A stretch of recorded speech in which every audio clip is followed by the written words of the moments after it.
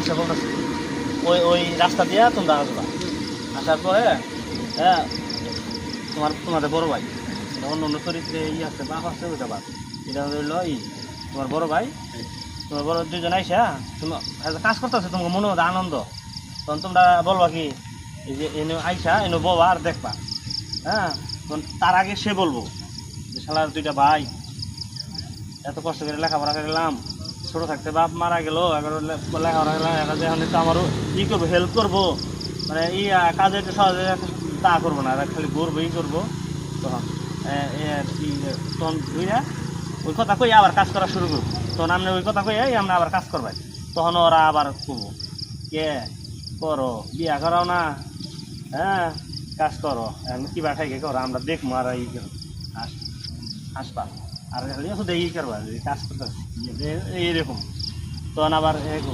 তখন জোরে জোরে বলবো কইছিলাম যে এই সিজনটা উঠলে ধান টান করে নিয়া বা অন্য কিছু করে নিয়া ঘরে ধান টান তুলে বিয়া করাম তার বিয়া তখন ওরা উঠা আমনে ঘাড় ইঙ্গি দিয়ে তুই বয়স হয়ে গেছে তোর কাম কর না আমরা থাকতি হ্যাঁ তখন হুমানে ওরা কাম করো গাছ টাছ তুইলে এই অন্যরকম মানে পারাবাড়ি করে কাম করে নেবো তখন আবার আপনি যদি একটু তখন ঘুরে দেখো বাইন ওরা যদি ও কথা শেষ হবো তখন ঘুরে নেয় আমি তো এই সিজনে না এই পরের সিজনে এই সিজন উঠলে পরের সিজনে বিয়া করা বসে মানে